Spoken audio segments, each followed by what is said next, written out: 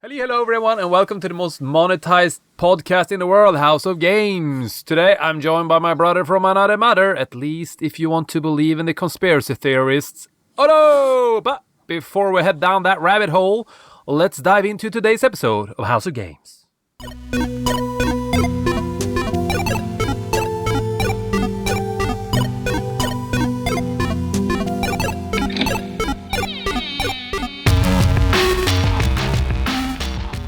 Hello everyone and welcome to this episode of House of Games, and this week we are going to talk about monetization of all kinds. So I'm thinking we could go into, we'll see, as it usually is, we have a plan from the beginning and then we derail somewhere and jump off a cliff, but I'm and thinking usually end it's up in gonna be AI land. yeah. Something tells me we're gonna end up there today as well. Yeah, it might be. But the way I'm thinking, at least at this stage, is that we sort of go through the whole journey of monetization for games, starting perhaps with games as a product, as it usually is, and then end somewhere with microtransactions and DLC and stuff like that. Crypto, perhaps. We'll see. So I guess definitions first of all. So games as a product, I think it's the model that everyone knows and loves, at least in the 90s kids generation. And basically you make a game, you sell it and charge an amount per copy, and then you hopefully earn enough to make the next game and then do it again. Good rating, 10 out of 10. Like it a lot. Yeah. I think that's the best way of doing things. And it also keeps, somehow I feel like it's the most honest way and keeps the developer and everyone sort of real to their product or more honest towards what they're doing, not this sort of, release a half-ass product and hope to make money later on or whatever. But keep going with the definitions. Yes, and I think also the incentives for different payment models also in some way affects how the game is made and planned and all of that. So I'm thinking as well that doing it as a product, that incentivizes that you have to make the product as good as possible, and then make it like quality should be the major factor in deciding whether to buy it or not. We'll get to the other ones, but then we have, I guess, what started coming out, I guess, in the, I don't know, probably someone can fact check me, but I remember at least that it became more and more expansions, as it was called back in the day. So you would make a game, for example, Age of Empires, and then you would make, maybe a year or 2 years later, you would make an expansion for that game. So it was basically it required you to have the original game, and then you bought a pack that usually gave you more maps or more main characters or more missions or more gameplay, basically, and was usually somewhere along like half of the game in size, something like that, that you would buy for something like half the price. And after that, I think many people, I don't know if it's true, but they attribute Bethesda as the sort of one of the first people to do DLCs, which is downloadable content. But I think what people are thinking about specifically is not just that it's not just downloadable, but rather that you have something like an expansion, but it's usually a lot smaller, and then you pay per thing. So in the case of Bethesda and the Elder Scrolls 4 Oblivion, it was the horse armor, which is basically you can buy for, say, let's say $5 or something. You could buy armor for your horse.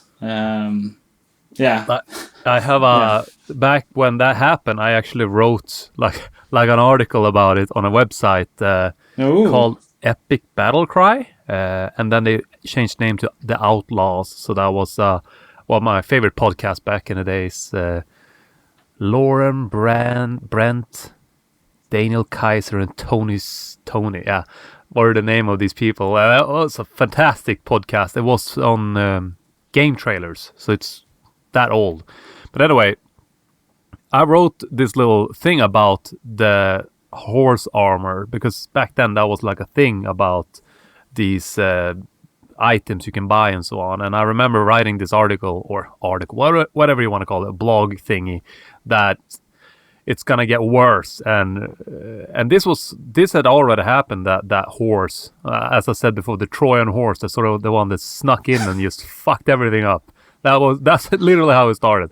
And then it's fun to see that I was somewhat right back then. That it's just gonna get worse and more ingredients and so on.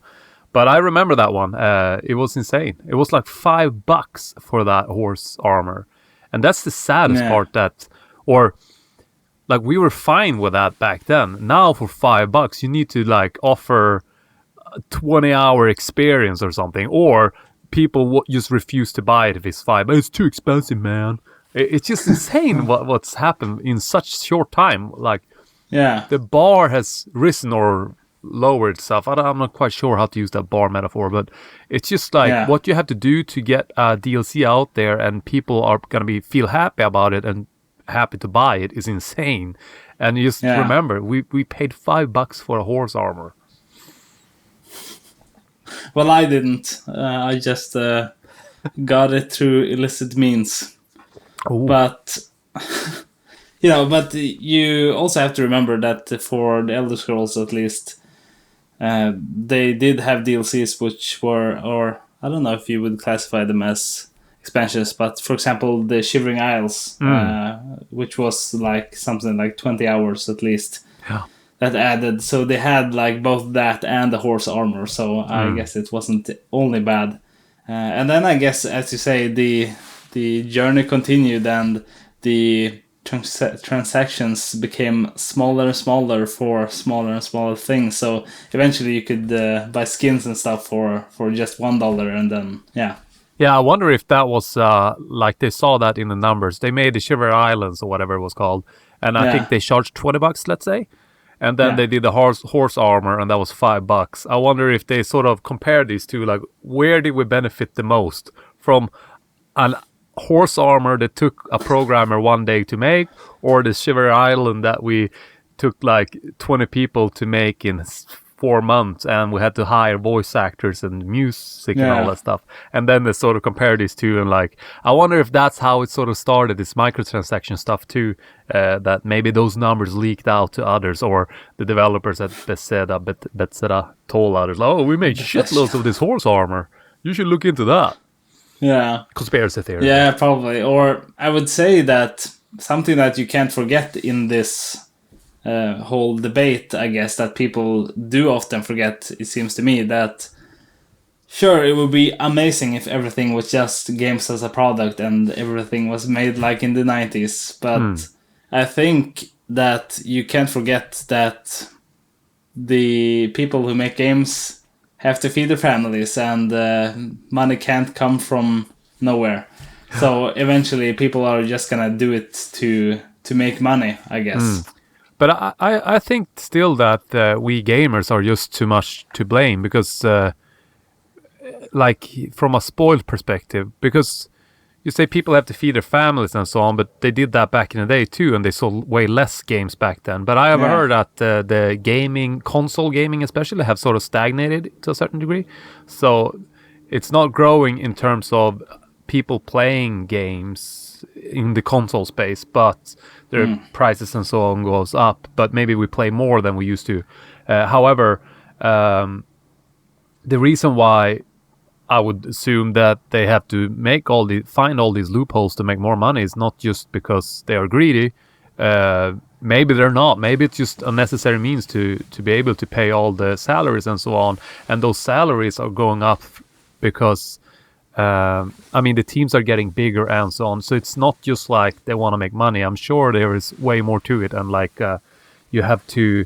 like I said, we are also to be blamed because we just want bigger, better in every single way. But imagine if we were just sort of satisfied with the graphics from PlayStation 4 or PlayStation 3, and then that's it. Like a team didn't have to be 500 people; it could just be, 60 people or something like that.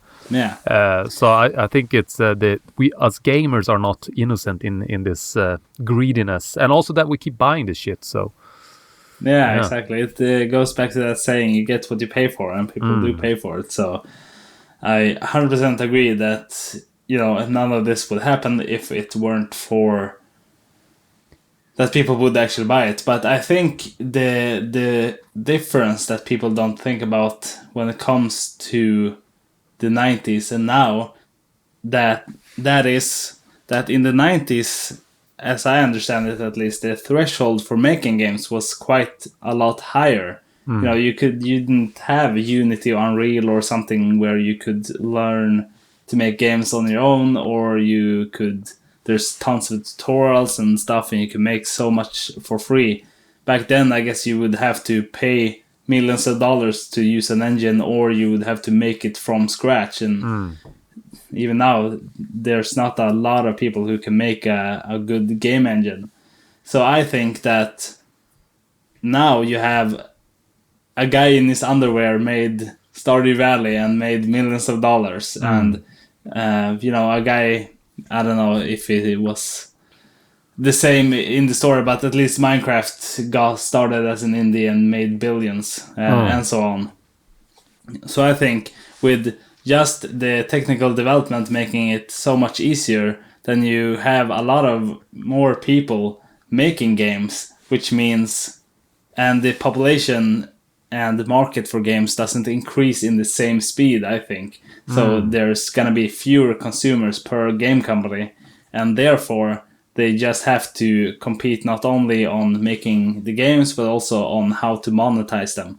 So I think that more game companies means more ways of monetizing. So then there's a lot of more companies that have to get by doing microtransactions or selling skins or whatever it is. And then maybe if you are like this giant company like Blizzard, for example, then you can make a remake of Warcraft 3 or something and sell it as a product, because you can afford the risk and your name is big enough that you can almost guarantee that you will sell millions and millions of copies. Yeah, it's this kind of stuff makes me so matt. What's that in English? I remember when we talked to the girl from SmartZone about monetization and so on, and I remember asking her sort of like exhausted is the word I'm looking for. I remember asking her like sort of like, what's the next plans you have in ways of monetizing and making more money? And she was sort of like laughing at it, like, well, I'm not gonna tell you our secrets and so on. But I sort of wanted to ask, or I asked her, or I tried to ask her, like, is there like a limit we can reach in terms of how to monetize shit?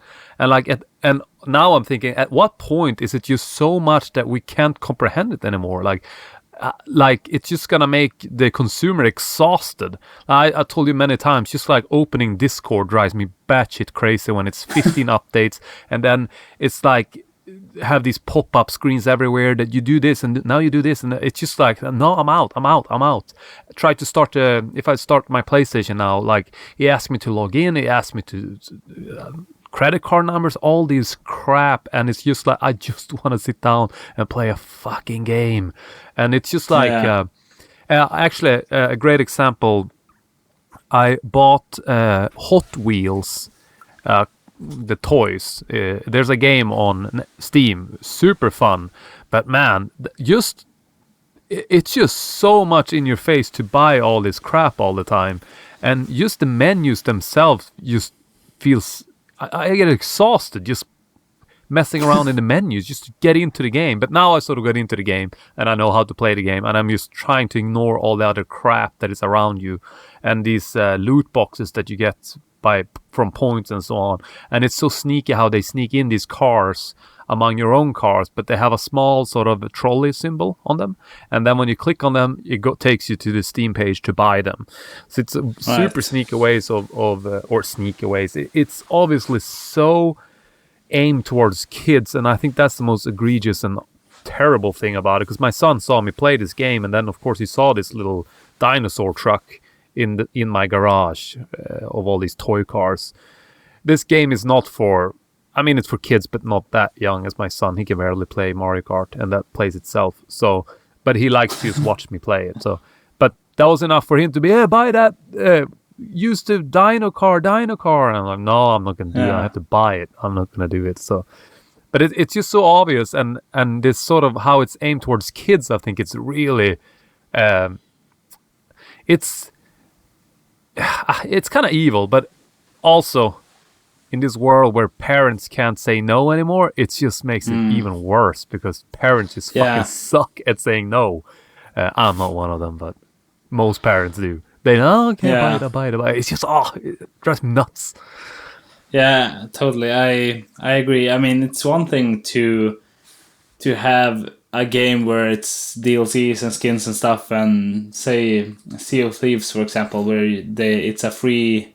Is it a free game? Don't remember. Maybe there's a cost for it, but anyhow, they have like skins and all of that stuff. But that's for, as they say, consenting adults. But with kids, there's just something else that either there's like these stories that you hear about, that there's this 4-year-old that bought $100,000 of skins from his dad's credit card or something, or as you say, parents who can't say no, and it's basically you pay $5 for a JPEG or a texture on the same model, for example, which is just feels icky. Yeah, but but it all, in that case with parents and so on, it all goes back to the parents. I refuse to blame companies for this. It's just fucking parents need to man up and tell their kids to shut up and just play the free stuff. It's that simple. Yeah, but let's do something else than other people do. Let's do the devil's advocate version of this argument. So, would you say that there is some legitimate use for these things, and why? Well, the one I think about is I can't give many examples where they do this, but what I do think, I'm thinking like EA, for example. They make these football games every year. You're basically just paying for a new roster every year, and they make millions upon millions and millions and millions. But with all that cash, they can make proper games, in my opinion. I mean, I don't play sports game at all. So I would like to believe, and I hope that like my time I spent in Dead Space 1 and 2 in particular is like a byproduct from all of those FIFA products they've sold over and over and over again. And all those, if memory serves, I believe that in these FIFA games, you can buy card packs or something like that within the game, and that's a huge business for them to sell these football players within the game. I'm not quite sure how it works, but it's some sort of loot box system. I believe they're trying to make this illegal in Europe. However, I would like to believe that all of this money you make from this very simple... I'm sure making these systems takes a lot of time, but in terms of the profits they make from these systems, for example, selling these football players within the game, I would like to believe that all of that money leads to these products that I like to play, that Dead Space, or I mean Josef Fares with It Takes Two and Brothers. I believe that's a part of this EA original program, and I also like to believe that all the money they make hand over fist from the FIFA games is money that goes into this program that can finance and make these less profitable games, but these games that are nonetheless probably more important for the medium as a whole, from an artistic and storytelling perspective. So that's definitely the devil's advocate I can come up with, and I think that's a legit and good way of looking at it. But in terms of like just making money for the sake of making money or satisfying the shareholders, that I can live without. Obviously, the company need to satisfy them, but honestly, I would rather see a company go bankrupt than just making shit for the sake of satisfying the shareholders. In a weird way, I just think that, like I said before, this whole idea that truth finds a way But in this case, it's just like real products finds a way. I remember when the economy crashed some years ago, Elon Musk from Tesla said something like, after this, we will see what companies survives, and these are the companies that actually have some sort of value. He said something along those lines. Yeah. So basically, it's just to get rid of all the shit. And as a crypto guy, I know that when the crypto market crashed last time, you see all these shit coins, they're called, that just goes to zero because they had no value. Yeah. There was no value there. It was just like to make quick cash on them, which is great if you get in early and you make a lot of profits. But in the end of the day, it's just a crap product that no one needs and no one wants. But the products that survived from that crypto crash, Ethereum and Bitcoin, Solana and so on, these have something. There is still something there, but it doesn't mean that they are actual products that are good for whatever. But let's say they survive forever, Bitcoin, for example. Well, that means because it has some sort of value and people actually value this stuff. So, same way with the gaming industry. Like if big companies go bankrupt because they just make crap products and try to satisfy the shareholders, I wouldn't care too much, because in a weird way, even if there are companies that makes the games I like the most, if you sort of like not put yourself in the center and zoom out a little bit and look at this as a whole, I would imagine that it's a good thing that some companies don't survive, because obviously they're not creating stuff that we need or want. So what do you have anything on that to play the devil's advocate on? Exactly, I dare to go one step beyond. So I would say, have you played Sea of Thieves? I haven't. I heard it's coming to PlayStation and it looks gorgeous, so I am quite excited to get it back in Sweden, because we're gonna get a new TV and I think it's gonna look legit on a OLED. Anyway, cool, very nice. Well, I would say, again, I don't remember if I paid money for it or if it's a freemium game, but so anyhow, after you possibly buy the game, the rest of the game is multiplayer and it's free to play forever, basically. You could do all of the quests, you can do all of the things, it's completely free. And the thing where they have monetization is in skins, mostly, I think. I don't remember seeing anything that, get this gun that's better than all of the other ones, cost $5. I don't remember seeing anything of that. I only remember seeing skins.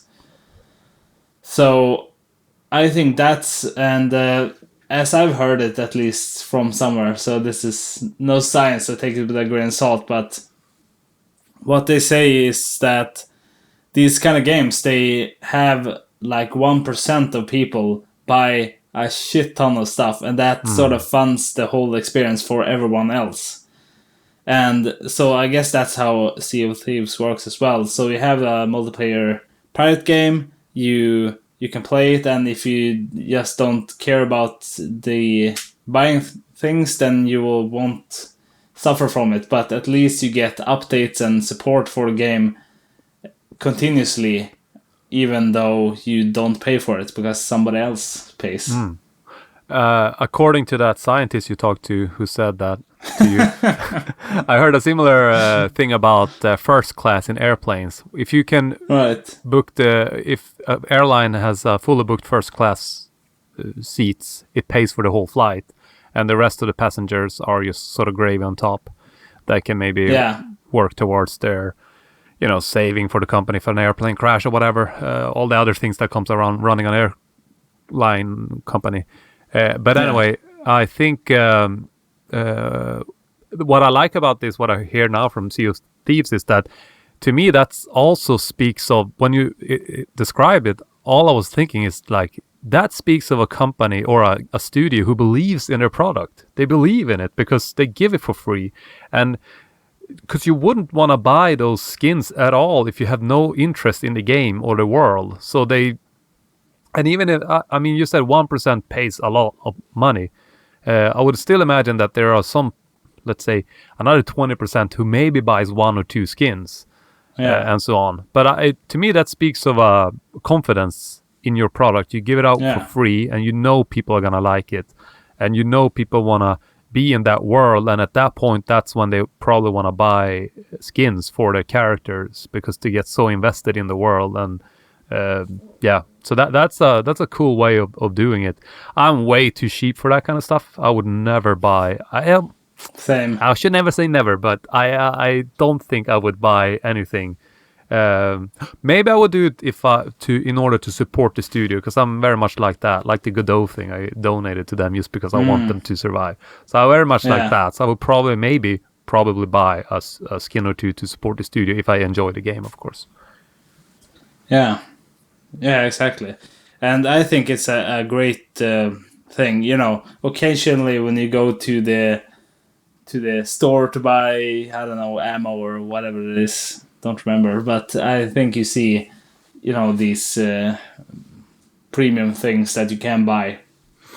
So I think that's Sea of Thieves is a good model for how you can do it. Another that we didn't discuss before in this episode, I think, is monthly subscriptions. I think that's also a very good way of doing at least multiplayer games that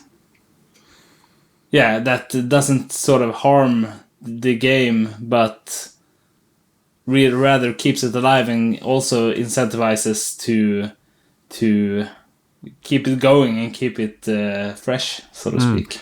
The only problem I have with subscription services is that, for example, on Patreon, I subscribed to a lot of creators before, just a small, you know, a little bit per month to maybe 10, 15 people or something at maximum. But, and again, it's just as a gesture to show support.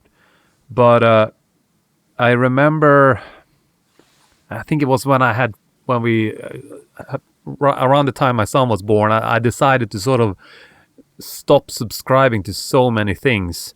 And I started to look at my bank account and see where money was going, because this is the problem when you subscribe to a bunch of stuff, that you forget where the money is going. Or you forget about your subscription service. And my wife and I, we have this sort of rule. We only have Netflix. So even though we want to watch The Last of Us on HBO, we're like, no, we're not going to subscribe to anything. We only have one thing, and that's it. And we say we either wait for it to come here, or we buy the DVD or whatever when it comes out, or Blu-ray. But that's our sort of rule, because we both thought we have some friends, they subscribe to like 5 different streaming services. It's crazy. Like how much? It's crazy. So that would be the only thing I would worry about in this sort of subscription service method, because then it's I mean, for the consumer it kind of sucks when you forget about these things. But I would also imagine, but from a company point of view, that's great. But I would also imagine though that if you subscribe to one game, it must be, something tells me that you're gonna spend a lot of time in that game, which I suppose is great for you, but for the industry as a whole, if we really take that to the extreme, imagine if there's only 5 big companies and now you have 5 games to subscribe to, because people don't have time to play in any other games, because these are the ones you subscribe to, which is also my conspiracy theory I have. It's weird I can squeeze in some conspiracy theory in this episode, even though that intro had nothing to do with anything.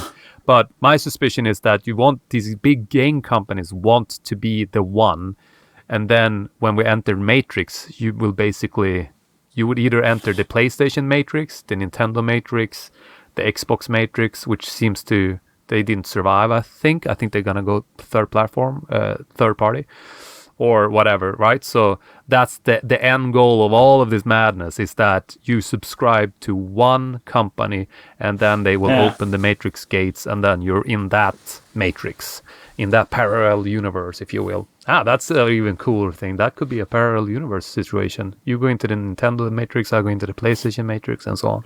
But anyway, that's I think that's where it's heading long term. Yeah.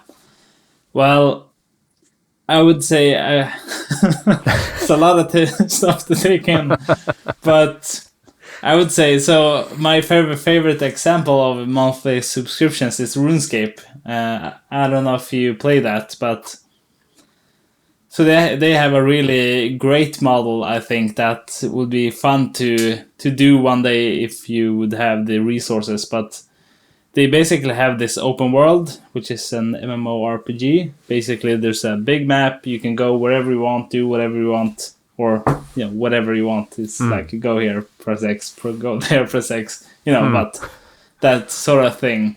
Anyhow, so they have what they call the free world and the member world. So when you first start the game, you don't have to pay a cent.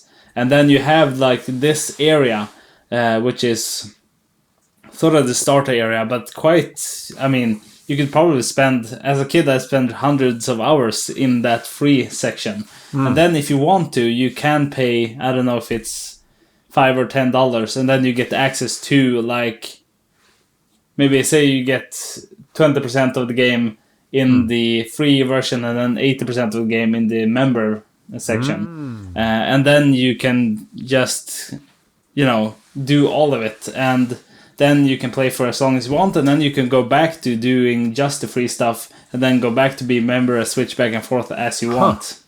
Man, I don't think you mentioned this before, but this sounds exactly what I'm going to do with Sunset Moon. Release the free demo, and I've told you a million times on this podcast, you have this small area. Right. And now I talked to my former publisher last week or so, and he gave me some ideas and so on, and he suggested that I should do that first, and then maybe later on make this early access. So basically I start selling the game for maybe a bit cheaper than what the final product will be later on, but in this early access you get access to more parts of the world, and then the early access community hopefully will help sort of balance the game or whatever, and then you release the full game later on. So the early access will get the full game for free, of course, and they bought it early, so they get it cheaper than people who buy it when the game is out. So anyway, that sounds like that, and that's cool. I think that's a good idea too. You give a free, it's kind of like a demo in terms of, Square Enix is really good at this nowadays, to release demos, so you get into the world, and then if you like it, you buy the whole game. Nintendo is also great at doing that. I played the Pikmin 4 demo with my son, and we were like, this is really fun. And then I went out and bought the full game, and then I kept going on my save file. Yeah. Of course, when you play a story-driven game, or let's say an A to B kind of game where it's a finish line or whatever, you would have to do that sort of demo version of it. But in RuneScape, I suspect it's an open world type of game, so that makes sense to have this more like an area you can mess around in. Yeah, absolutely. So I would say that it's really, really cool how they've done it, and since it's an open world game, it's sort of fun to see that playing through the years.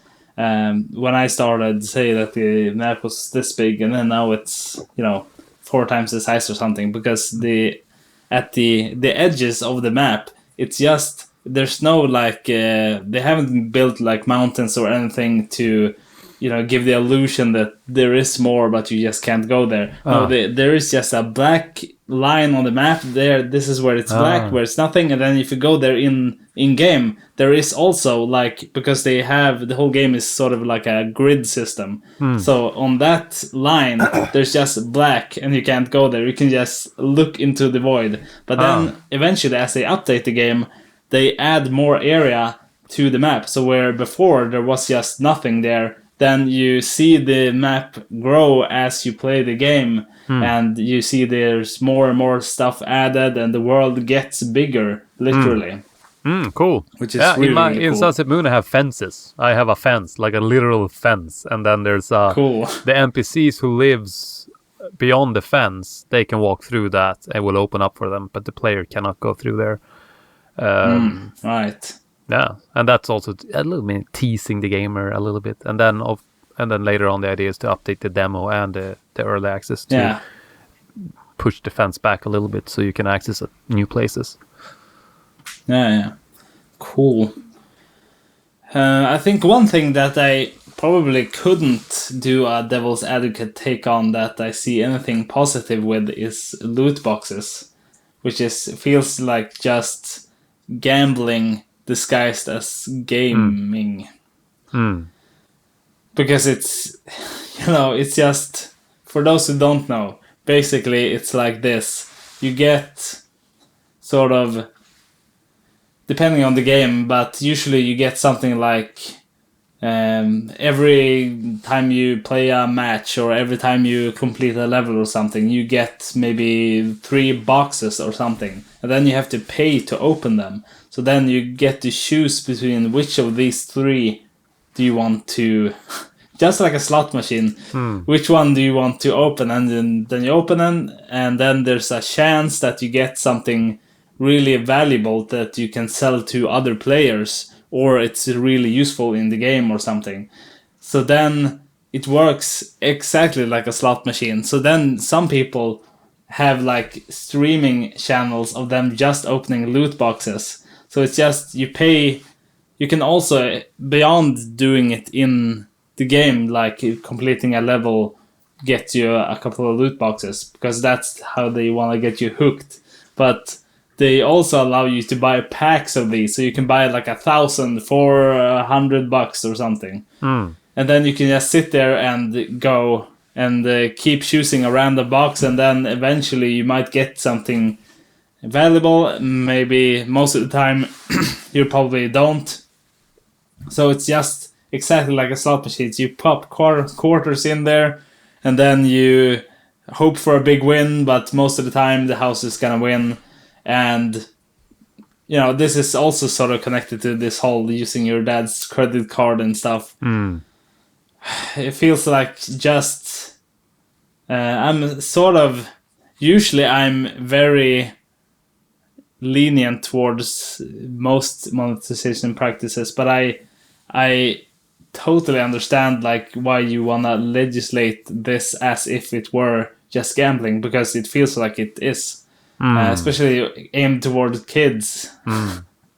Feels so, and gambling also is, there's a lot of people who have actual like issues with it. They have an addiction, they can't help themselves, and all of a sudden they've sold their house, or they've sold their car, or whatever it is, and then they ruin their life. And why would you want to enable that as a game developer? I don't see it as a positive thing in any shape or form. No, the only good thing I sort of alluded to earlier would be that they use the money to make better games for without those loot boxes. But even that, that's just no. We don't need that. Like, I know the whole idea to run a company is to make money ish, but I think that even there you need to draw a line somewhere. Like, it's just like, well, at some point enough is a fucking enough, man. Like, at some point that's it's awful, those loot boxes system. But I feel like they are going away, or is it just that the industry is not talking about it as much? Because a couple of years ago I felt like every podcast I listened to back then talked about these things. My guess is that there's just nobody talking about it. As I understand it, like Counter-Strike and a lot of these games still have it.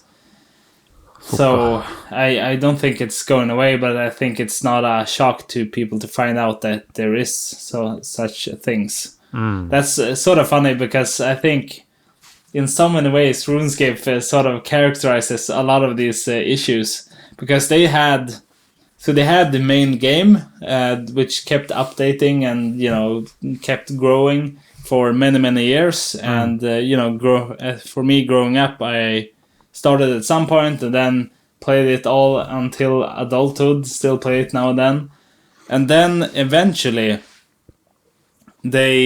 people sort of got enough of it, because they started enabling this loot boxes shit, and everything became more and more like all of the practices that I think you and me don't like with games, that there's just money. The money incentive is the first thing, not making a good game and then making, as a byproduct, making money from that. And then eventually people started talking about, I wish we could go back to the good old days of this game, because it was so much better than whatever we have now.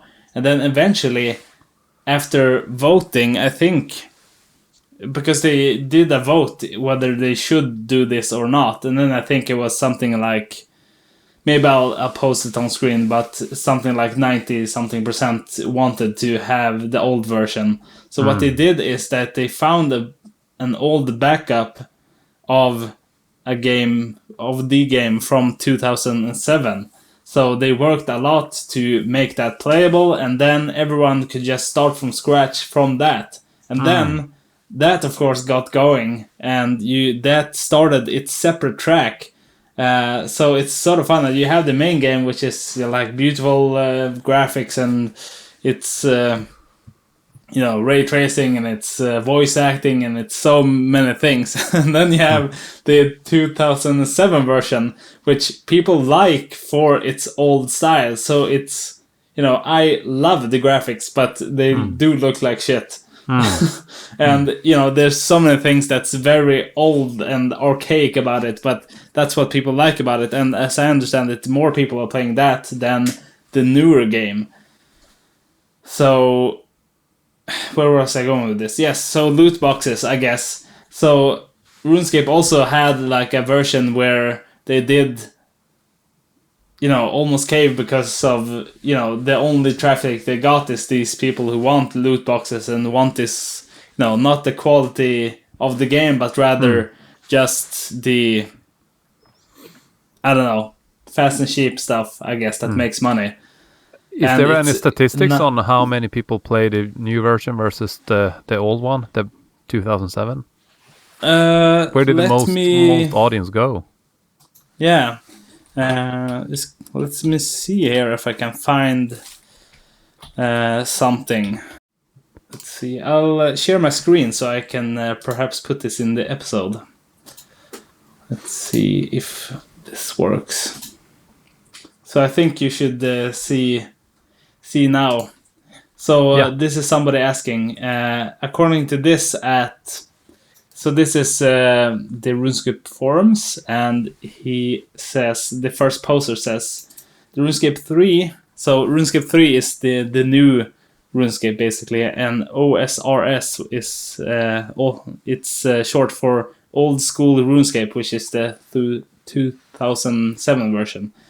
So he says, the RuneScape 3 online numbers on the main page combined with the Old School RuneScape or is it blah blah? Anyhow, he asks, is it really the real numbers that you're seeing? Because they usually have a player count on the respective homepage for each game. So, and according to this then, at the 7th of July in 2023, says that the numbers for the new game, the one with microtransactions and stuff, is 855,000 roughly, and then the new game has 2.2 million, if I'm seeing right. But that's 3 million in total. Yeah, exactly. It's a huge game. So let's see here if I can find some from this page that it's mentioning. Let's see. List. I've only heard you talk about this game, but I suppose this is a PC master race type of game. It's not on console, is it? Okay, let's see here.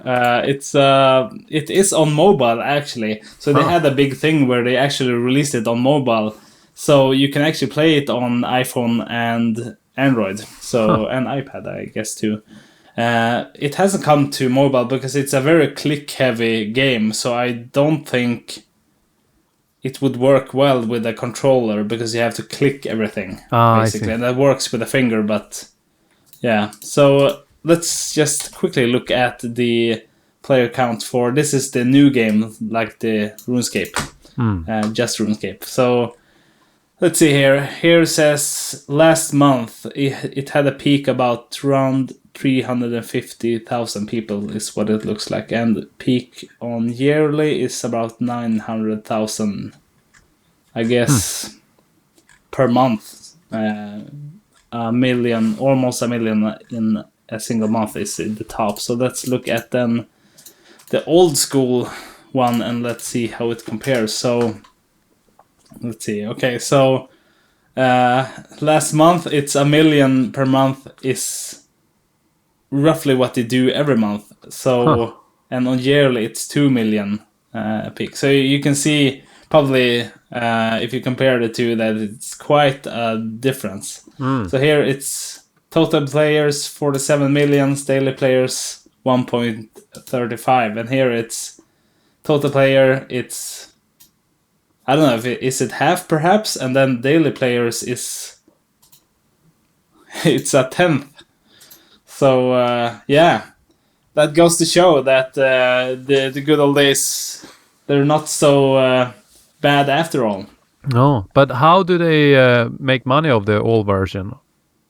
So as I understand it, they have you have just one subscription, and then you get access to both games. So you get to choose which one you play. So basically, vote with your feet, so to speak.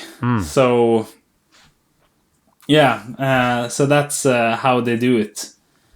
Cool. Yeah, so it goes to show, like, if you just ruin the game with microtransactions and all of that stuff, it can be really toxic to yourself in the long run, I would say. Yeah. I think, yeah, man, just, it all goes back to things were better before, or the more natural things are, the better in some weird way. And I think the same goes with games and everything. Exactly.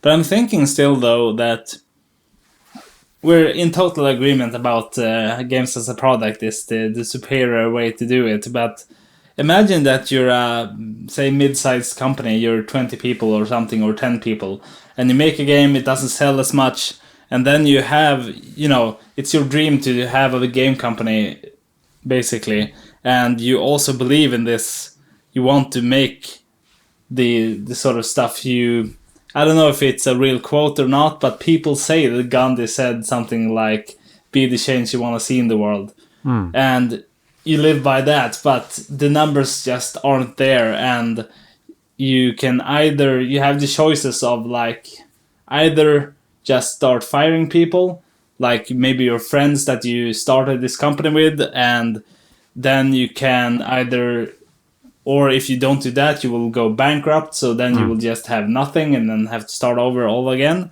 if you even can. And then you have the choice of just add skins to the game, and then there's some addicts that buy the skins or whatever it is, and then you get to flourish as a company, or at least survive to make another game. And it's not good choices, but I wouldn't say that it's completely easy to make what is the right choice. Yeah. But, well, I had something I've been thinking about recently. Well, I talked to someone, and I said I don't let my son watch any YouTube at all. There's zero YouTube, zero screen time. Only on Fridays we watch a movie together, or sometimes in a weekday when we do this podcast, for example. But and then this person said, well, why just YouTube?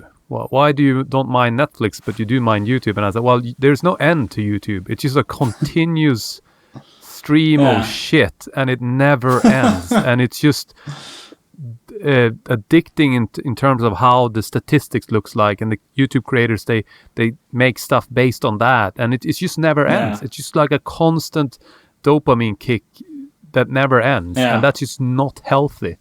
Whilst a movie, we have movie night on Fridays, it has an end, 1.5 hours, and then it ends. And my counter argument, well, what I don't like about this microtransactions, so you sort of mentioned it twice, that you have these addicted people. Well, is that a good thing, though? Is that a good thing that we have these addicted people? They just keep buying shit, and then if we zoom out again and not think about, if you don't put myself in the center, like, this is my company, I need to survive. If I just step back a little bit, do I want to live in a world full of addicted people who just buy my shit? And then it sort of goes into this whole idea, what happens when 1% of the world have everything, the rest will just fucking come and get you.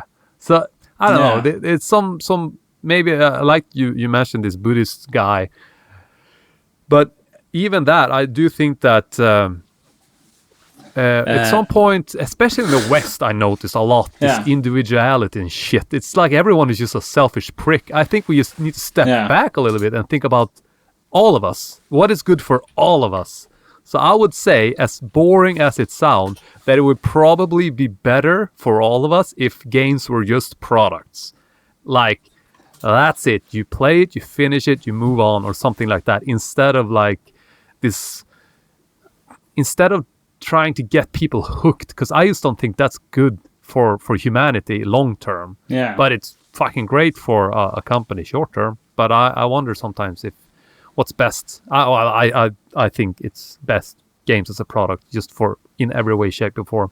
But that being said, like I started off with this episode, I do see the point with if you can make these microtransactions and so on, that can fund your other games. But even with my recent argument, that wouldn't matter anyway. If that's bad for society or humanity as a whole, then you wouldn't want that anyway.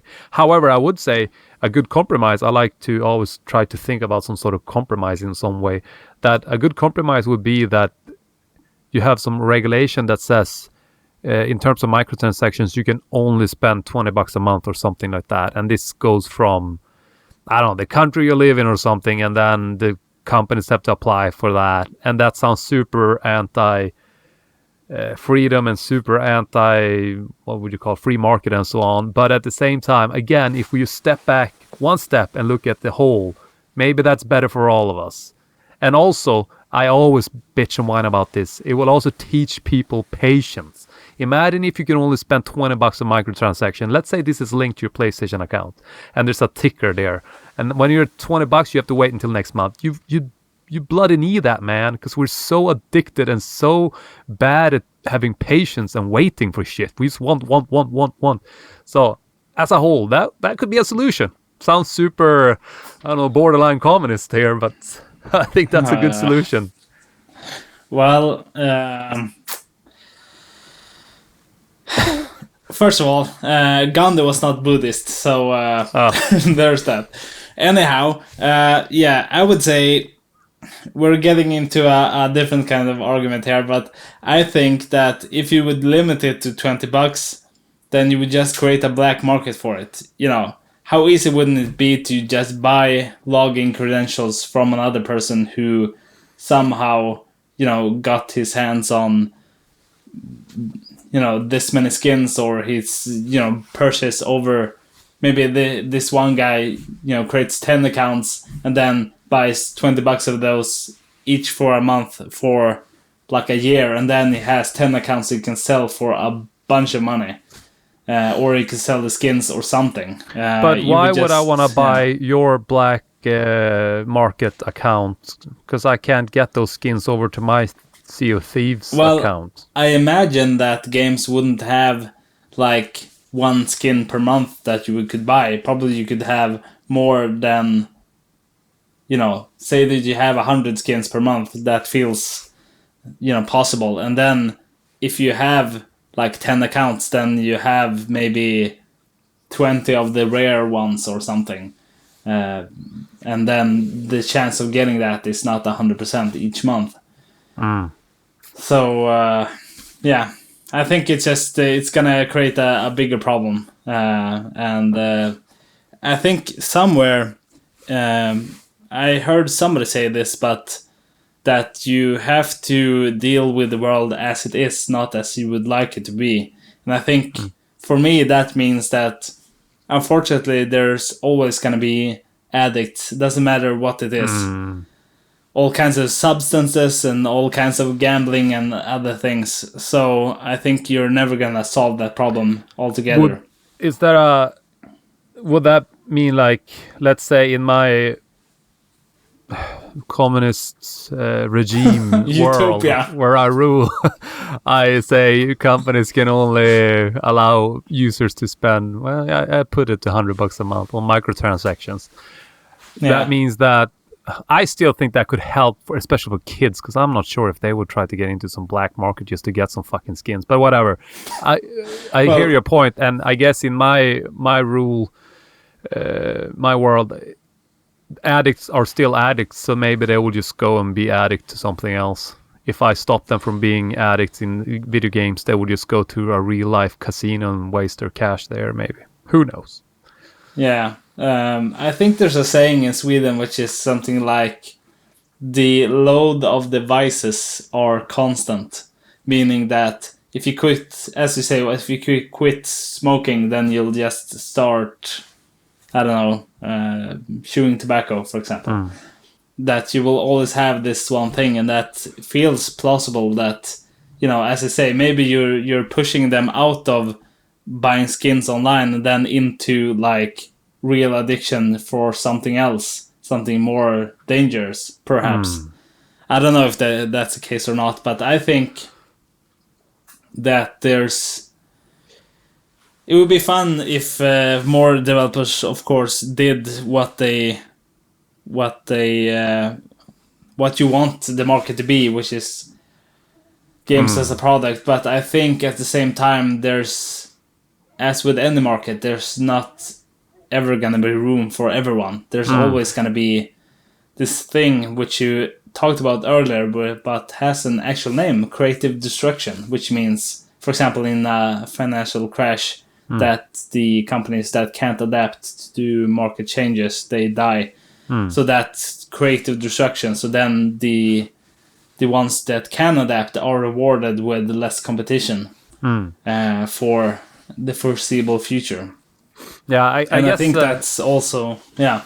Yeah, I was just gonna say, I guess that's probably the best way moving forward, not to do anything and just let, again, the truth, whatever that is, win. And that would be long term what's gonna happen, even though I like to think that we can help people short term. I suppose that's, so I'm counter-arguing myself before one, whatever, but short term it could maybe help people, but long term is not. And the best way forward would be just to allow these whales or these addicted people to keep fucking themselves over. But maybe long term, the winning companies will be the ones that actually make good shit, and then those will be rewarded, and that good stuff has no microtransactions and all these things in it. No. And I think it's not speaking as somebody who has released a paid game, so I can't speak to that, but what it feels to me is that you sort of have to stick to your guts and just do what you think is right. And I think if you really want more games as a product, then I guess just make it as a product if you can, and then don't put it on sale at all, is what I would recommend. Factorio is a great example of that. You just have a no sale policy, and that people buy it anyhow, because it feels like if you do put it on sale, you're competing with like Ubisoft, which has like a back catalog of 1,000 games, and then they could just, Ubisoft weekend, and then we have 140 titles which are 75% off, and you know, here are you with this indie game and it's 50% off, and you know, why are they even gonna buy it? And then if they are gonna buy it, they'll just look up statistics of what your game has costed in the past, and then if you have it on sale too early, then they know that, okay, it's been on sale for 75%, I'm just gonna put it in the wish list and buy it when it's on sale. So if it's always $10 or whatever it is, then people expect that, okay, it's no point waiting. If I want it, it's just buy it or don't buy it. This is what it costs. It's no timing thing. Yeah. And I think that's also something that you should do. And also, I think as a consumer, I mean, this is always so people talk about, like, consumer have to do this to make blah, blah, blah. It's never going to happen.